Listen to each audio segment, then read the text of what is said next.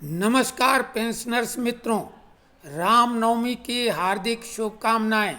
श्री राम की कृपा से आप हमेशा स्वस्थ रहें, कभी भी डॉक्टरों के पास जाना ना पड़े। लेकिन ऐसा हो जाता है न चाहते हुए भी। तो आप जो भी CGHS की सुविधा प्राप्त लोग हैं, इस समय उनको काफ़ी भरमाया जा रहा है।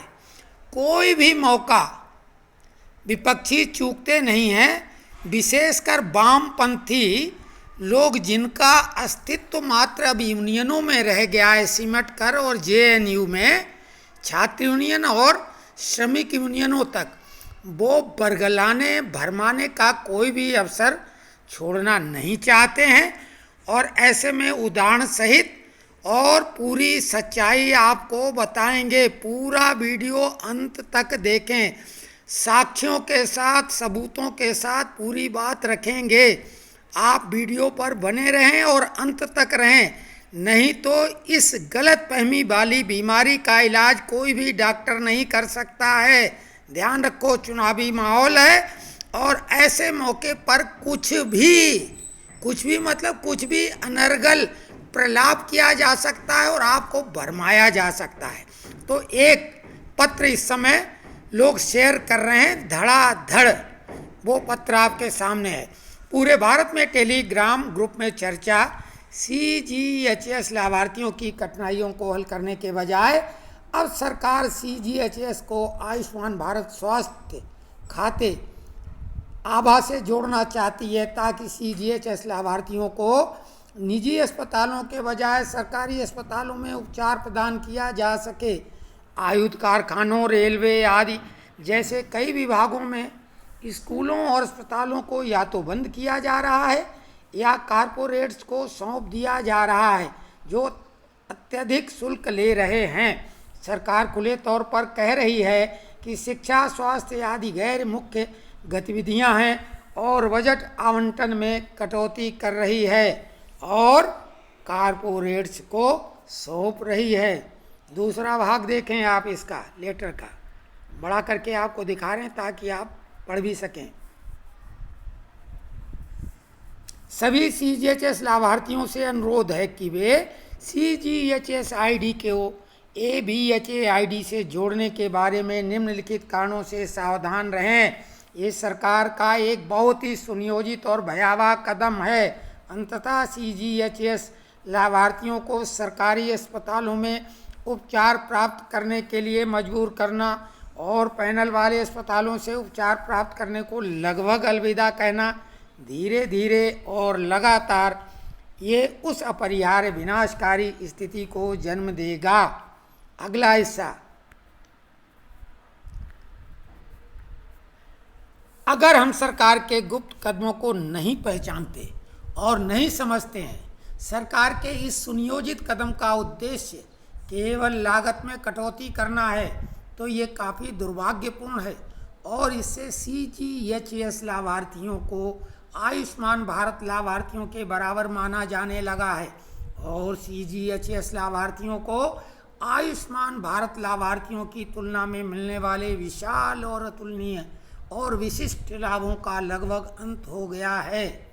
अगला देखें, तीसरा पैरा बड़ा करके दिखा रहे हैं ताकि इस बात की आवश्यकता है कि हम सरकार को CGHS लाभार्थियों के लिए विनाशकारी परिणामों से भरे अपने शैतानी फैसलों को वापस लेने के लिए मजबूर करने के लिए एक सतत और आक्रामक अभियान शुरू करें।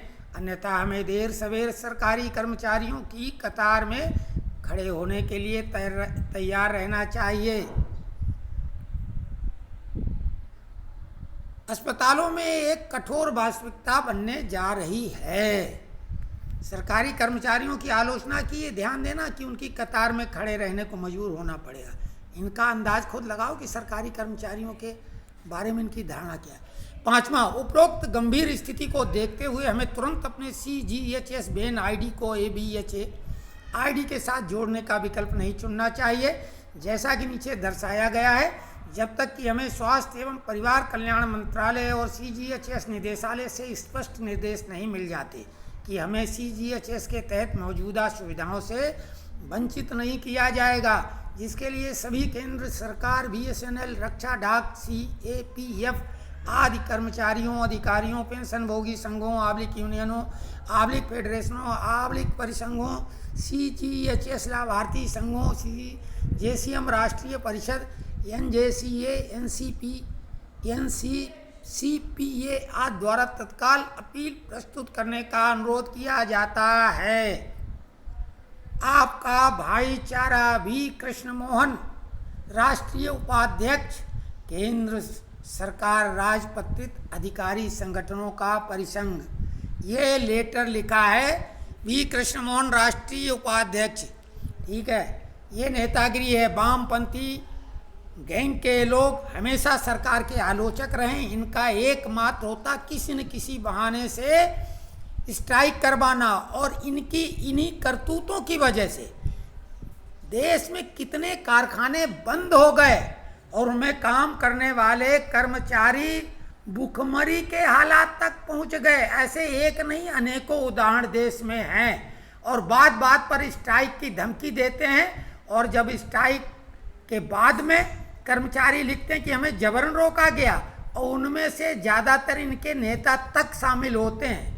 ये हमें मालूम है इनकी अंदर और बाहर की क्या स्थिति है, ये आप अनुमान लगा लें। ये कामरेड अपने को कहते हैं, हैव्स और हैव्स नॉट वाली इनकी स्थिति होती है।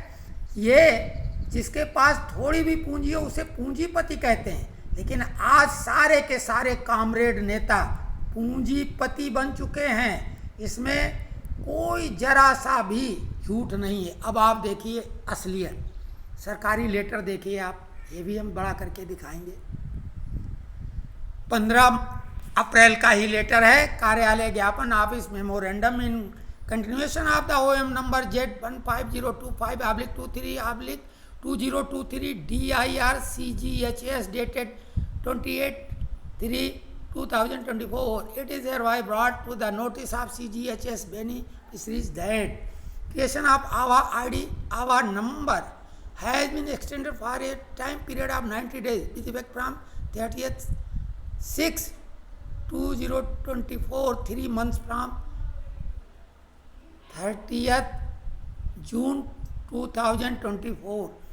B. Linking of AVA number with CGHS card has been extended for a time period of 120 days with effect from 30th/6/2024, 4 months from 30th/6/2024.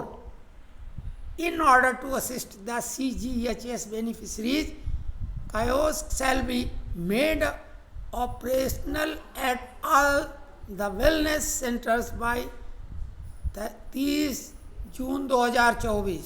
The beneficiaries may visit their nearest CGHS wellness center on need basis for availing assistance in respect of updating their mobile number, correction of errors in name, year of birth or gender, linking of CGHS beneficiary ID to AVA number from 1/7/2024 onwards. This issues with the approval of the competent authority.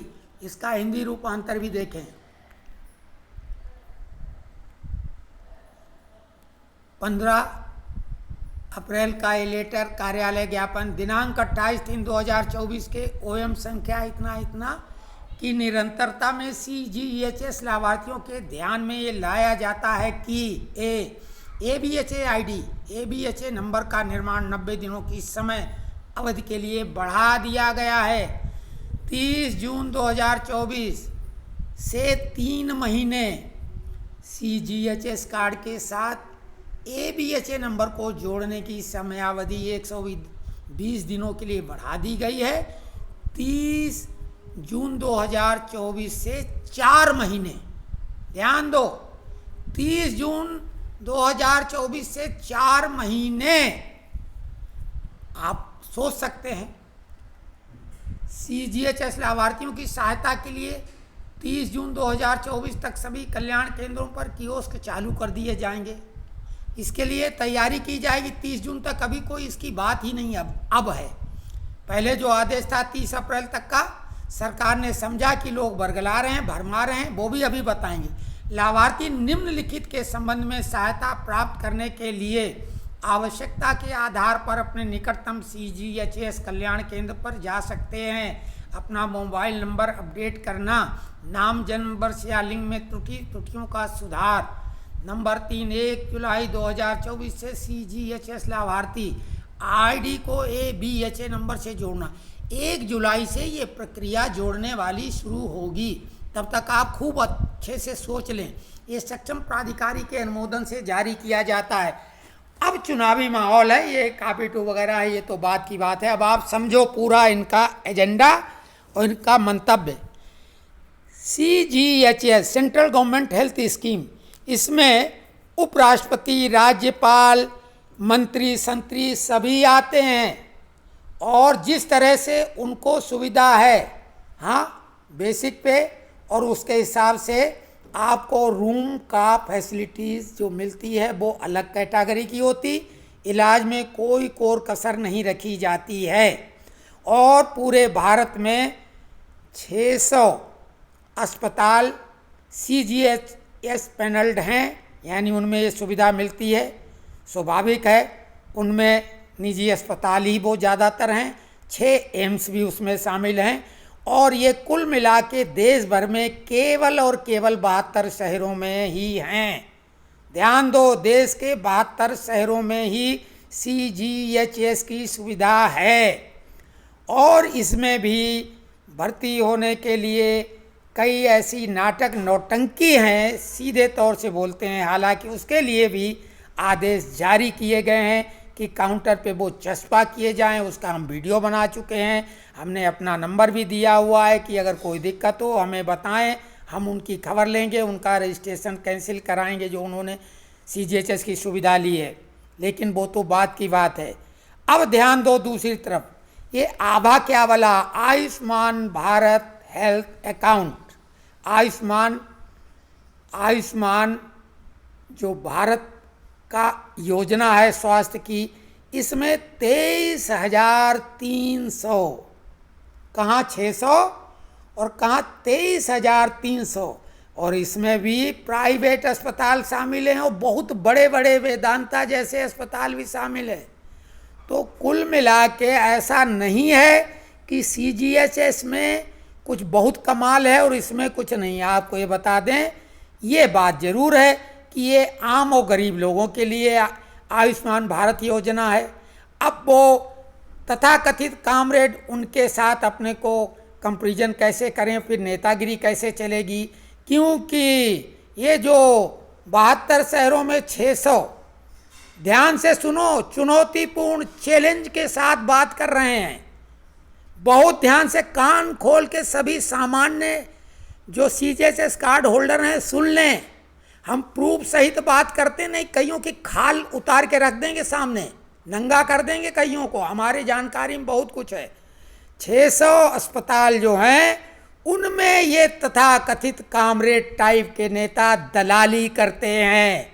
अगर किसी में दम है तो हमारे खिलाफ मानहानि का केस करे।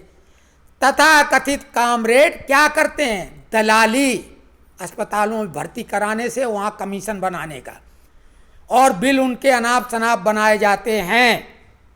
ये बात अलग है कि मरीज की जेब से नहीं कुछ जाता, उनको सुविधाएं मिलती हैं। हाँ, कई मरीज निपटा भी दिए जाते हैं ज़्यादा बिल के चक्कर में, और मरे हुए व्यक्ति के बिलों की उतनी तगड़ी जांच नहीं होती है। इसकी भी बात कर सकते हैं। हम खुद शिकार हैं अपनी माताजी के लिए। हमारी माताजी को इन लोगों ने मार डाला, लेकिन इतनी ताकतवर लाभी है कि हम भी उनका कुछ बिगाड़ नहीं पाए। हमने कोशिश की, हमको लोगों ने चुप करा दिया कि तुम भी फ्री में मारे जाओगे। खैर, वो बात की बात है। तो ये मात्र 600 अस्पताल हैं, क्योंकि एक अनार 100 बीमार। दूसरी तरफ 23,300 लगभग हर शहर में आभा के अस्पताल हैं, आयुष्मान भारत योजना के, वो भी प्राइवेट अस्पताल हैं। वहाँ पे आपकी सुविधा होगी और वहाँ भी जा सकते हैं। उसमें दलाली की संख्या बहुत ज़्यादा बढ़ जाएगी। ऐसा नहीं कि इसमें दलाली नहीं होती होगी, हम नहीं कह रहे हैं, लेकिन इसमें बहुत बड़े दलाल लेवल के हो सकते हैं और बिना दलाली के भी काम हो सकता होगा, क्योंकि बहुत बड़ा इनका मार्केट हो गया है। लेकिन सुविधाएं तो वही डॉक्टर उसी टाइप की करेंगे। जो प्राइवेट तथा कथित ये 600 अस्पताल हैं, इनमें डॉक्टर का अप्रन पहन के 12वीं फेल लड़के तक आपको डॉक्टरी करते मिल जाएंगे और नाम बड़े डॉक्टर का है, जबकि सरकारी अस्पताल में नर्सें और डॉक्टर क्वालिफाइड होते हैं। ये बात अलग की वो लापरवाही करते हैं, इनकी नकेल कसो ना। इन सरकारी अस्पतालों में हम तो कहते हैं केवल सरकारी अस्पताल और सरकारी स्कूल ही होना चाहिए, प्राइवेट अस्पताल और प्राइवेट स्कूल बंद करवा दिए जाएं। लेकिन ये फिलहाल क्या संभव होगा, क्योंकि तथाकथित इन्हीं कामरेडों में से कईयों के स्कूल निकल आएंगे और जो बहुत बड़े लेवल के उनके अस्पताल भी निकल आएंगे। तो आपको बता रहे हैं कि ये सुविधा क्यों की गई सरकार ने। आजकल डिजिटलाइजेशन चीज़ है, जिस तरीके से आधार लिंक सारी सेवाएं हो गई हैं, इसी तरीके से आपको हेल्थ कार्ड जो मिलेगा उसमें बारकोड होता है, उसके द्वारा जैसे ही आप बीमार बेहोश अचेत होंगे तो वो कार्ड से आपका पूरी केस हिस्ट्री हेल्थ की मिल जाएगी डॉक्टर को। और अगर आप मूर्छित बेहोश भी हैं तो बिना किसी की मदद से डॉक्टरों का पैनल आपका बढ़िया इलाज कर पाएगा, क्योंकि पूरी केस हिस्ट्री उसमें मौजूद होगी। इसलिए ये किया जा रहा है, न कि इसलिए कि सरकारी अस्पताल में इलाज करें। किसने कह दिया सरकारी अस्पताल में आयुष्मान भारत में इलाज होता है? बेवकूफ़ बनाने की हद होती है, बेवकूफ़ समझ रखा है सभी को। चुनौती देते कोई हमारे पैनल पे आके अपना मोबाइल नंबर दे और हमसे बहस करे या हमें कहीं बुलाए, हम आएंगे वहाँ पे। मूर्ख बनाना छोड़ दो, इतने अक्लमंद नहीं हो। इतने अक्लमंद होते तो कामरेड नहीं बनते, संसद में पहुँच जाते। पहुँच के दिखाओ ना संसद में, अगर इतने काबिल हो तो। ये लोगों को बरगला के सरकारी तनख्वाह पे ऐश करते हो, काम धंधा कुछ करते हो नहीं, मुफ्तखोरी और हरामखोरी करते हो। और आप लोगों की वजह से सरकारी जितने कारखाने हैं वो भी ठप हो रहे हैं। ऑर्डिनेंस फैक्ट्रियों को बर्बाद करने में तुम ही लोगों का योगदान है। हम वहीं के हैं, हमें मालूम है कि कैसे काम कराया जाता है। और नेतागिरी ने बर्बाद कर दिया पूरे संस्थान को। स्ट्राइक स्ट्राइक स्ट्राइक, काम रोको, टूल डाउन है, सिर्फ इतनी की बात है। जबकि नारा क्या था? नारा था कि देश के हित का करेंगे काम, देश के हित में करेंगे काम, काम का लेंगे पूरा दाम। और कौन बनाता हिंदुस्तान? भारत का मजदूर किसान। ये नारा था। लेकिन स्वार्थपरता इतनी कूट कूट के भर गई है कि देश के हित में नहीं, देश विरोधी ताकतों के खिलौने बने हुए हो। इस चुनाव के मौके पे ये भ्रमजाल क्यों फैला रहे हो? जबकि रजिस्ट्रेशन 1 जुलाई से होगा। 1 जुलाई तक तो चुनाव उनाव सब निपट चुके होंगे और इस टाइप का भ्रमजाल फैला रहे हो। ये सरकारी लेटर देखो, है तुम कुछ भी कोई जिम्मेदारी है उस लेटर की? तो ये हम आप लोगों को सीधे सीधे तौर से बोल रहे हैं। और जो बहुत ज़्यादा काबिल हो, अपने को तोपचंद नेता समझता हो, तो हमारा सामना करने की हिम्मत जुटाए और चैलेंज के साथ हम कहीं भी आने को तैयार हैं। ध्यान दो, कभी किसी ने अभी तक हिमाकत नहीं की सामने बहस करने की। ऑर्डिनेंस फैक्ट्री की 41 फैक्ट्रियां हमको भी जानती हैं और ये कामरेडों के बारे में हमारे पास उनके बहुत सारे कच्चे चिट्ठे हैं। एक ने फेसबुक पे लिखा था, हमने बोला था किससे बात कर रहा है, होश है कि नहीं? नंगा कर देंगे बेटा, मुंह दिखाने लायक नहीं रहेगा। बोलती बंद हो गई। तो ध्यान रखो, एक कामरेडों की असलियत। आपको कामरेड की एक परिभाषा और बताते हैं, ये वामपंथी कहलाते हैं। लाल झंडा खतरे का निशान होता, मान तो चलती हुई ट्रेन तक रुक जाएगी। दूसरी बात, वाम मतलब उल्टा, और उल्टा का मतलब उल्टा सीधा। और हम लोगों के यहाँ सीधा हाथ और उल्टा हाथ कहलाता। तो सीधा का उल्टा मतलब गलत। ये तो नाम से ही गलत हैं, तो इनके बारे में क्या कहोगे आप? लाल झंडा लाल सलाम बोलते हैं। और ये सभी जेएनयू को देख लो, वहाँ पढ़ने जाते हैं कि उड़दंग करने जाते हैं? बुढ़े हो गए, उनके बच्चे भी ग्रेजुएशन कर चुके हैं, वो छात्र बने बैठे हैं। कन्हैया कुमार ने कौन सा तीर मार दिया टुकड़े टुकड़े गैंग का? वो पीएचडी तथा कथित कहलाते हैं, पता नहीं पूरी कर भी पाई कि नहीं, लेकिन अब डॉक्टर लिखते हैं उनकी पढ़ाई का देश को क्या फ़ायदा मिला नेतागिरी करने के लिए। उससे तो अच्छा नेता हमारे यहाँ अंगूठा छाप लोग करते हैं। जिस बिहार के वो हैं वहाँ अंगूठा छाप राबड़ी 2 बार मुख्यमंत्री बन चुकी है। तेजस्वी 9वीं फेल मुख्यमंत्री के करीब पहुँच गया, उप मुख्यमंत्री तो बन गया। उनका बड़ा भाई स्वास्थ्य मंत्री बन गया, तुम्हारी औकात क्या है? तो कुल मिला के ये वास्तविकता है। बरगलाने में कतई नहीं आना, खुद अपनी आंखों से सुनो समझो। सरकार किसी का नुकसान करने के लिए नहीं, और आपको शर्म नहीं लगनी चाहिए, क्योंकि इसी लाइन में राज्यपाल महामहिम भी खड़े हैं, उपराष्ट्रपति भी खड़े हैं। ध्यान दो, आप राज्यपाल और महामहिम उपराष्ट्रपति और जो मंत्री हैं उनसे ज़्यादा बड़ी चीज़ अपने को समझते हो क्या? जब वो सीजीएचएस कार्ड होल्डर हैं, उनका भी कार्ड आवाज से लिंक होगा। आपको क्या लगता है?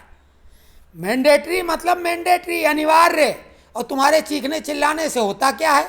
एक तरफ डिक्टेटर बोलते हो तो मोदी को डिक्टेटर बोलते हो, और तुम्हारी ये भाषा शैली कैसी है, धमकाने वाली। तो कुल मिला के खबरदार, बरगलाने की कोशिश नहीं करो, और नहीं तो हमारे से सामना करने की हिम्मत जुटाओ। तो सीजीएचएस कार्ड होल्डर पेंशनर्स जो भी हमारे मित्र हैं, रामनवमी की शुभकामनाएं, और सावधान रहें ऐसे